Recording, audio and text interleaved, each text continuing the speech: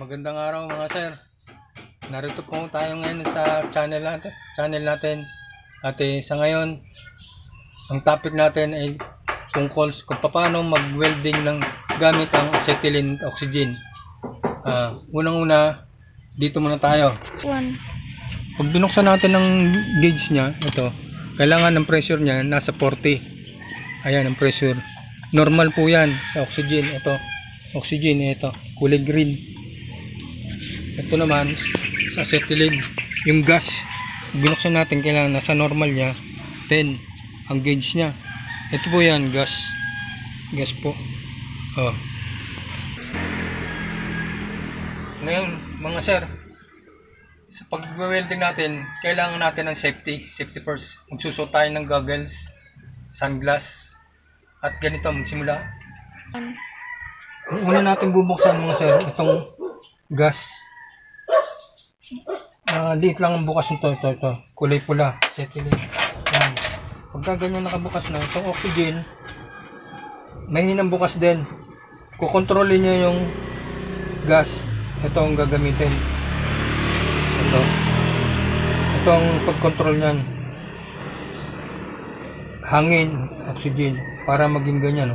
Tingnan nyo, pag pinihit ko to, nagbabago yung kanyang itong siyang nagtitimpla. Itong nagtitimpla mga sir. Ito. Yung oxygen na yan. Ngayon naman sa pag-welding, ganito ang proseso. Kailangan yung dalawang yero na pagdudugtungin, ayun ang babagahin yung mga sir. Ayan. Ayan.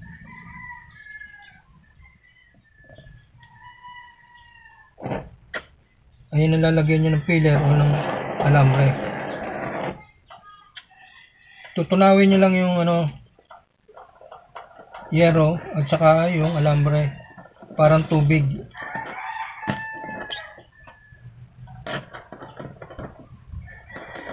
Doon nyo itututok yung apoy para maging ganyan ang kalalabasan. Tutunawin yung mga alambre niya para siyang tubig mga sir. Ito, kailangan tong flooring na to naka full weld kasi kailangan para hindi lumabas yung o pumasok yung tubig na nanggagaling sa labas. Kailangan full welding siya.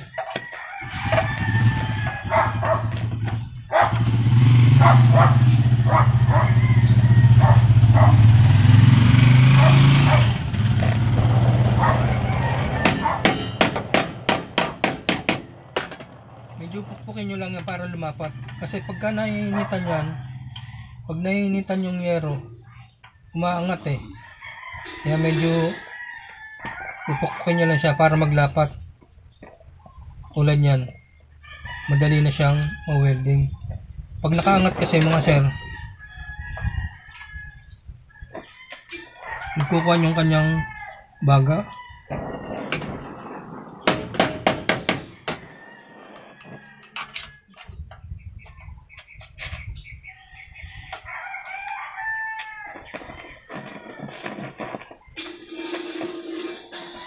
Pwede siyang mag-overlap yung kanyang paghihinang dahil flooring naman yan mga sir. Pwede siyang overlap. Ayan.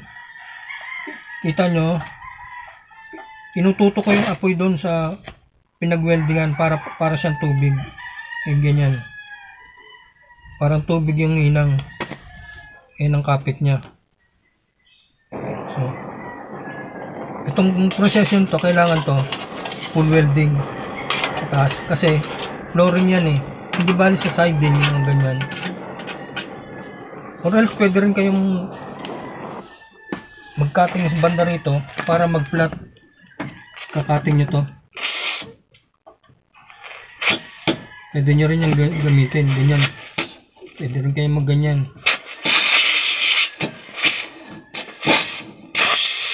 Kita nyo, pero pupukpukin nyo lang siya para lang maglapat.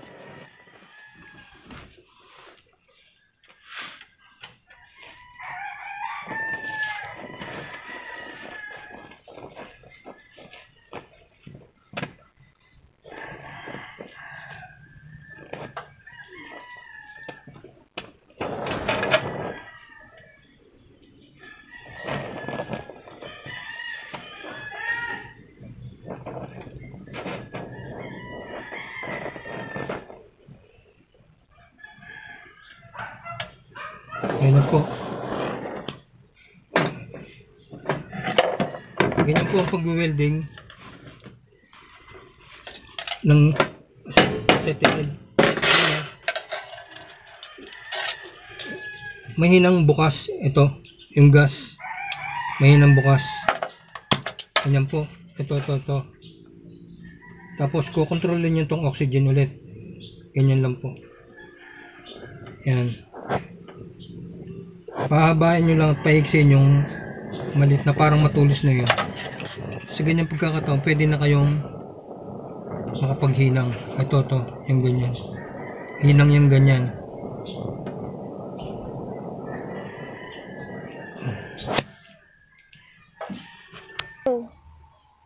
Ito sir, gawin natin halimbawa to, pagdudugtungin natin tong dalawang yero na to.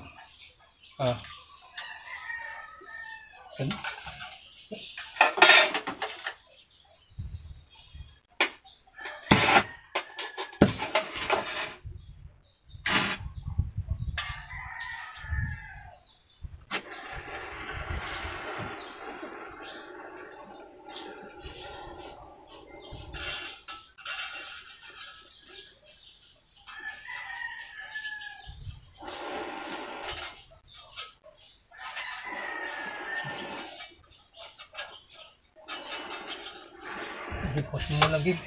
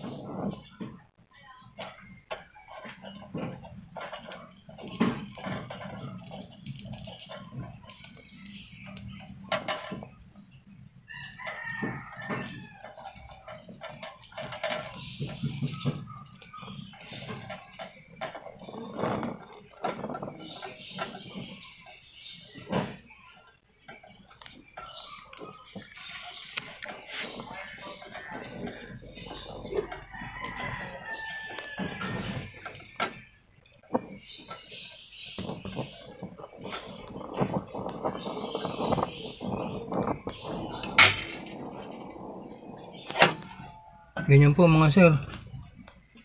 Yan. Pag-welding ng gamit ang oxygen at acetylene. Ganyan po.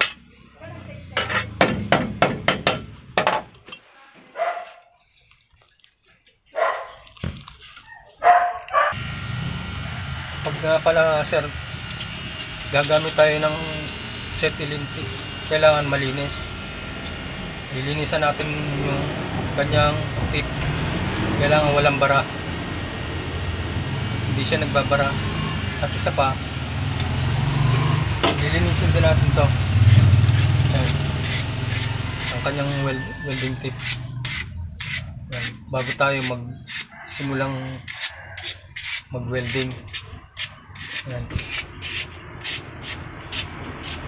Okay na yan. Stop. Sa mga susunod natin mga video mga sir, tuturo ko rin sa inyo paano paggamit ng cutting torch. Ayan, nakakabit yan dito. Sa mga makakapal na bakal, pinanggagamit ito. Ayan. Ayan, susunod na topic natin. Susunod na mga video mga sir. Mga sir, kung gusto nyo updated sa mga video na gagawin natin, i-turn on nyo lang yung notification, like and subscribe. Subscribe lang kayo mga sir. Maraming salamat mga sir.